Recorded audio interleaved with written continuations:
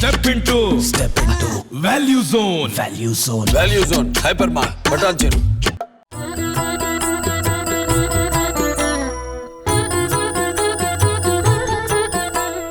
నమస్కారం. ఈ రోజు మనం కమలీపుర దగ్గర ఉన్న కాటేరమ్మ దేవస్థానం దగ్గర ఉన్నాము. అండ్ ఈ దేవస్థానానికి చాలా విశిష్టత ఉంది. అండ్ ఈ దేవస్థానంలో 350 years పెద్ద మర్రి చెట్టు ఉంది. మీరు వెనకాల చూడొచ్చు అనమాట ఎంత పెద్ద మర్రి చెట్టు. ఆ మర్రి చెట్టుకు కూడా ఒక స్పెషాలిటీ ఉంది. అండ్ అవేంటో మనం ఈ రోజు టెంపుల్ లోపలికి వెళ్ళి తెలుసుకుందాం ఒక్కొక్కటిగా. సో ఇక్కడ దేవస్థానంలో మనతో పట్టి ఒక వాలంటీర్ అనమాట. ఈయన చాలా పెద్ద వాలంటీర్ అనే చెప్పొచ్చు. ఆయనతో ఒకసారి మాట్లాడదాము. హలో అండి, మీ పేరు? రాము. ఓకే, మీరు ఇక్కడ ఏంటండి? ఈ క్షేత్రంలో ఒక ధర్మాధికారులు ఉంటే క్షేత్రం ఒక జవాబుదారీ అంతా మేము వహించుకొని చేస్తా ఉన్నాము. ఓకే, ఇక్కడ ఏమి ఒక సమస్య ఉన్నా కూడా పరిహారం అనేది. ఓకే, ఎన్ని సంవత్సరాల నుంచి ఇక్కడ ఉన్నారు?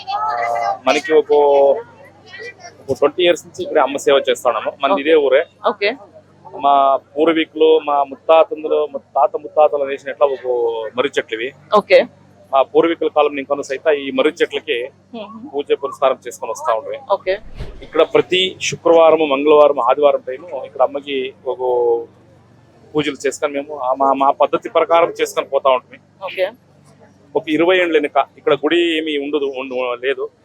ఆ తల్లి ఒక ప్రేరణ ఒక వాగ్దానం మీద ఇక్కడ అమ్మకి గుడి చేయాలి, అమ్మకి ఒక నెల చేయాలి అని ఒక అమ్మ సూచన చిక్కిన తర్వాత ఇక్కడ అమ్మకి ఒక గుడి నిర్మాణం చేసుకొని వారము అమ్మకి పూజ పురస్కారాలు చేసుకొని వస్తా ఉంటుంది. ఓకే, అండ్ ఇక్కడ నేను విన్నాను ఈ అమావాస్య పౌర్ణమి అని చెప్పేసి పూజలు జరుగుతూ ఉంటాయి అండ్ 9 వారాల పూజలు అని చెప్పేసి, దాని గురించి ఒకసారి చెప్తారా? 9 వారాల పూజలు అంటే ఎలాంటమ్మా, ఈ శుక్రవారం, మంగళవారం, ఆదివారం అమావాస్య పౌర్ణమి ఇక్కడ విశేషం. ఈ శుక్రవారం, మంగళవారం, ఆదివారం టైము ఈ ఒక క్షేత్రానికి నలుమూలలు ఇంకా జనసాగరమే వస్తుంది. కానీ మీరు చూస్తా ఉన్నారు, ఇప్పుడు మీకే తెలుస్తా ఉంది. కనిష్టమైన ఒక 1,00,000 మంది భక్తులు కనుక ఈ అమ్మ సేవకు వస్తారు ఒక్కో రోజుకి.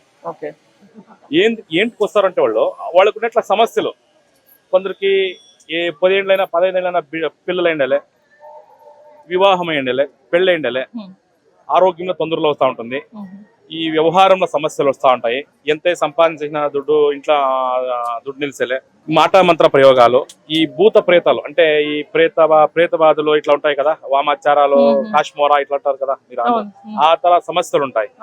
ఇవంతా ఏ దాంట్లో పరిహారం చిక్కేలే. ఇక్కడ వచ్చి ఆ అమ్మకి ఒక్కొక్క సమస్యకి ఒక్కొక్క మంత్రం ఇస్తాం. ఒక్కొక్క మంత్రానికి ఇన్ని ప్రదక్షిణలు అంటే ఇస్తాం.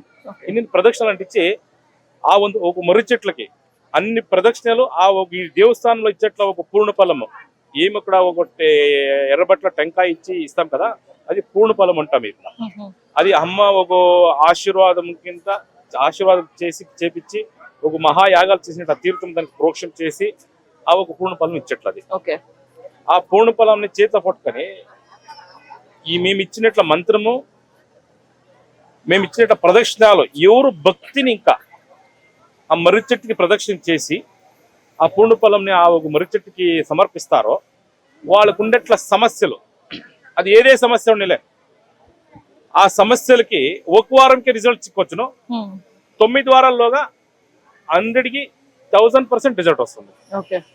నమ్మికని ఇంకా ఎవరు చేస్తారో వాళ్ళకి ఫలం చిక్కేది అనేది శతసిద్ధమిడ.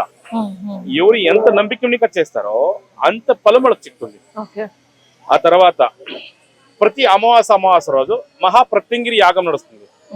ప్రత్యంగిరి యాగం అంటే ప్రత్యంగిరి దేవి అంటేనే 100 మందిలో 80 మందికి తెలియదు ప్రత్యంగిరి దేవి అంటే.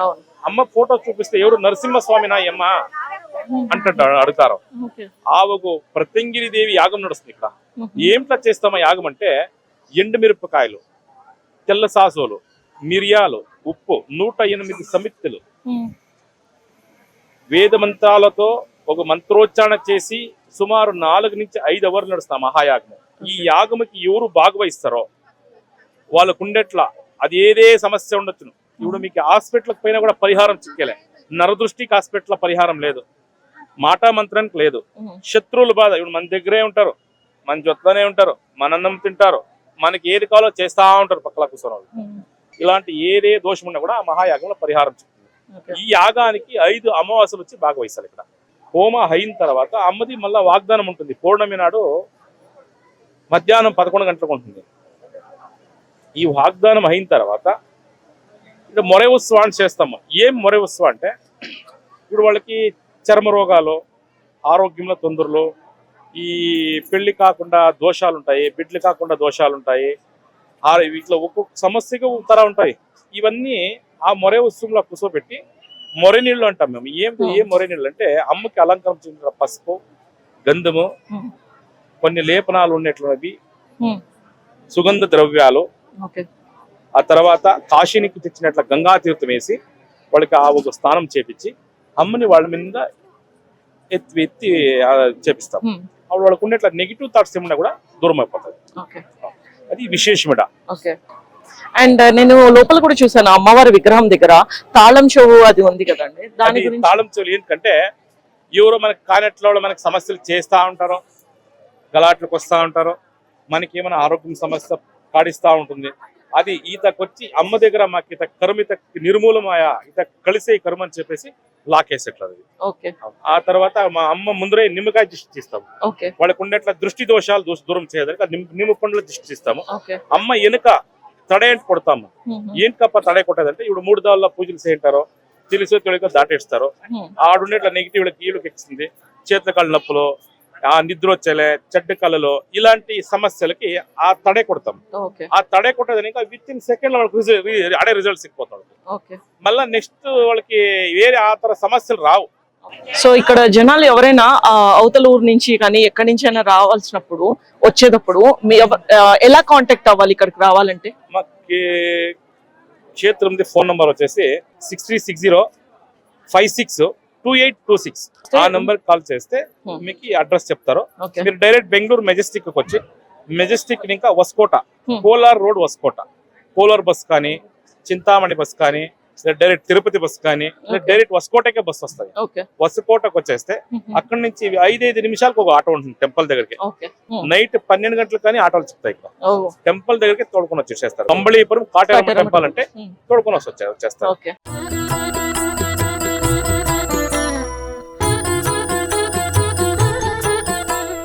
సో ఈ రోజు మనతో పాటు భక్తులు ఉన్నారు, ఆయనతో మాట్లాడదాము. హలో అండి. నమస్కారం అండి, నా పేరు మున్రాజ్ అండి. ఇక్కడ పక్కూరులోనే 10 కిలోమీటర్ ఇంకా వచ్చినాను. యూట్యూబ్లో చూసి దీన్ని చూద్దామండి వచ్చాను. ఇల్లు కట్టాలి అనుకున్నప్పుడు దేవుడు ఎప్పుడో ఒకసారి నా కల్లోకి వచ్చినట్టుంది. నా కల్లోకి వచ్చినట్టు నేను 4 వారము 5 వారం వచ్చినాక మళ్ళీ రాకుండా అయిపోయినాను. అప్పుడు అట్లయినాక నాకు కళ్ళ వచ్చినట్లు అయ్యింది నాకు ఈ స్వామి. అప్పుడు ఇంకా ఇక్కడ 8వ ఇప్పటికి వచ్చాను. అనుకున్నట్లే నా పనులు జరిగినట్లు ఉంటుంది. పనులు జరిగేదానికి అడుక్కున్నాను. ఇప్పుడు కొంత పనులు వస్తున్నాయి. మళ్ళీ ఇల్లు కట్టాలనుకున్నాను. దానికి కూడా కొంచెం ఏమన్నా కనిపిస్తున్నాయి, అయ్యేదానికి కనిపిస్తున్నాయి. ఈ 9వ టెంకాయ కట్టాలంటే చెప్పినాక ఇట్లా 9వ వచ్చినాక అయినాక నేను కనుక్కొని చూస్తాను. మళ్ళీ అలాగే ఏమన్నా అనుకున్నది అయిందంటే ఇక్కడ వచ్చి నేను దేవునికి ఏమనుకున్నానో అది వెళ్ళాలనుకుంటే చెప్పుకుంటాను. నా పాపకి బాగుండాలని చెప్పినాను. నా పాపకి 2వ బాబు నాకు పుట్టిన 3 బాబులు అయింది.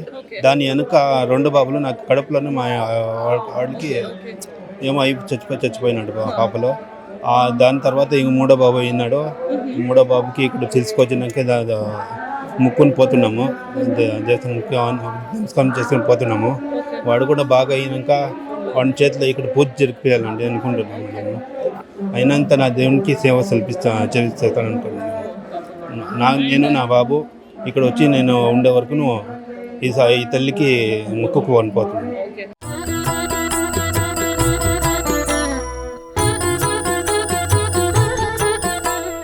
మీ పేరు? ముందరత్నమ్మ. మీరు ఇక్కడ ఎన్ని సంవత్సరాల నుంచి వస్తున్నారు? 2 వారాల నుంచి వచ్చినాను. 2 వారాల నుంచి ఓకే. మీకు ఇంతకు ముందు కూడా కట్టారా ఇట్లా ముడుపు? తెలీదు కట్టలేదు. మన ఫస్ట్ కట్టిండేది. ఇది 2వ సారి. జరిగింది పర్వాలేదు. ఫస్ట్ టైం మా కూతురు సక్సెస్ కావాలని చెప్పాను. మా కోటి బిఎస్సి ఫైనల్ అయింది, పాస్ అయిపోయింది. ఇప్పుడు బిఎడ్ కి జాయిన్ కావాలా. ఇప్పుడు పోయింది జాయిన్ అయ్యి. మాకు మంచిదండి దానికి వస్తా అన్నాం. 5 అమావాసాలకి 4 పూర్ణములకి రావాలని చెప్పేసి మొక్కుకున్నాము. 9 వారాలు వచ్చి మొక్కుకున్నాను. వచ్చి పూజ ప్రదర్శన చేసుకొని పూజ చేసుకొని పోయాను. సో చూసారు కదండి ఎంత అద్భుతమైన కాటేరమ్మ విగ్రహం. అండ్ సలార్ మూవీలో కూడా మనం చూసే ఉంటాం కదా, సలార్ మూవీలో కూడా కాటేరమ్మ విగ్రహాన్ని అక్కడ ఎంత అద్భుతంగా ఉన్నారు, ఇక్కడ కూడా ప్రత్యక్షంగా చూస్తే చాలా అంతే అద్భుతంగా ఉన్నారు. అంతేకాకుండా ఇక్కడ మనం చూసుకుంటే 2 రకాల ముడుపులు ఇప్పటి వరకు చూసాము. ఒకటి వచ్చేసి టెంకాయది, ఇంకోటి వచ్చేసి పేపర్లో మనకి ఏదైతే కోరికలు ఉంటాయో అవి రాసి అమ్మవారికి మాలగా వేశారు. అంతేకాకుండా ఇక్కడ బీగన్ చెవు కూడా ఇస్తారు అనమాట. తాళాల్లో ఇది కూడా ముడుపు కూడా ఉంది. దానికి కూడా చాలా ఏమంటారు పేపర్లో, కొన్ని అయితే పేపర్లో రాశారు, కొన్ని అయితే ముడిపిగా కట్టి ఆ తాళాలు ఎక్కడైనా విసిరేయమని చెప్తారంట అండి. ఎంత అద్భుతం కదా. అంటే ఇవన్నీ నమ్మి అందరూ చాలా మట్టుకు ప్రత్యక్షంగా చెప్పిన భక్తులు ఏంటంటే వాళ్ళు చేసిన ఇవన్నీ జరిగాయంట అండి, వాళ్ళ కోరికలన్నీ తీరాయంట. అండ్ అమ్మవారు ఎంత అద్భుతంగా వాళ్ళ కోరికలు తీరుస్తున్నారు అనేది మనం ప్రత్యక్షంగా చాలా మందితో మాట్లాడి చూసాము. అండ్ మీరు కూడా ఇక్కడికి వచ్చి చూడాలి ఖచ్చితంగా. అమ్మవారిని దర్శనం చేసుకుంటే మీకు ఏమైనా కోరికలు ఉన్నా కూడా ఇక్కడికి వచ్చి ఆ టెంకాయ కానీ లేకపోతే ఆ దీక్ష తీసుకోవడం, 9 వారాల దీక్ష, టెంకాయ కట్టి దీక్ష తీసుకోవడం, లేకపోతే పేపర్లో రాసి అమ్మవారికి దండగా మాలగా వేయడము, ఇవన్నీ తప్పకుండా చేయాలి. అంతేకాకుండా ప్రతి అమావాస్యకి పౌర్ణమికి ఇక్కడ పూజలు అనేవి జరుగుతాయండి. అది హోమం జరుగుతుంది. ఏంటంటే ఒకటి లక్ష్మి, ఈ రోజు మేము పౌర్ణమి రోజు వచ్చాము, ఈ రోజు వచ్చేసి మనకు కుబేర లక్ష్మి హోమం అనేది జరుగుతుంది. అండ్ అంతేకాకుండా ఇక్కడ ఉన్న గురూజీతో కూడా ఒకసారి మాట్లాడి ఆయన మాటల్లో ఈ గుడికి ఉన్న విశిష్టత గురించి కనుక్కుందాం రండి. ఇప్పుడు మనం గర్భగుడిలో ఉన్నామండి. ఇక్కడ ఉన్న పూజారితో ఒకసారి మాట్లాడి ఆయన చెప్పే విశేషాలు మనం తెలుసుకుందాం. నమస్కారం అండి. మీ పేరు? మోహన్ కృష్ణమాచార్య అని. ఇక్కడ ఈరోజు పౌర్ణమి రోజు కుబేర మహాలక్ష్మి యాగం అని జరుగుతుంది. యాగానికి మనకి హోమానికి చాలా తేడా ఉంది. ఎందుకంటే యాగం అంటే పెద్ద ఒక యజ్ఞం ఉన్నట్టుగా, అలాగే హోమం అంటే ఇంట్లో చేసుకున్నటువంటి హోమం. ఇక్కడ 1000 మంది వస్తుంటారు, వాళ్ళందరికీ ప్రతి ఒక్క ఫలము రావాలి అనడానికి కుబేర మహాలక్ష్మి యాగం అని చేస్తాము.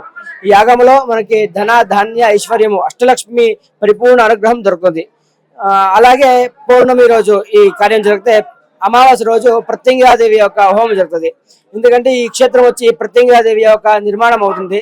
ఆ ప్రత్యంగిరాదేవి అమ్మవారికి నిలుచుకొని ఈ జనాలు అందరూ కష్టాలని పరిహారం చేస్తున్నారు. అందుకే ఈ అమావాస్య రోజు రాత్రి 5 గంటలకు స్టార్ట్ అయితే 10 గంటల దాకా ప్రత్యంగిర హోమం ఉంటుంది. ఈ ప్రత్యంగిర హోమం విశేషం ఏమంటే మనకి మహాలక్ష్మికి కమల బీజము, ఇతర ద్రవ్యాలు వేస్తుంటాం. ఈ ప్రత్యంగిర దేవికి మిరపకాయ, జీలకర్ర, అలాగే తులసాసులు ఇలాంటి ద్రవ్యము అమ్మవారికి ఇస్తాం. అంటే అమ్మవారు రహస్యంగా ఉంటారు.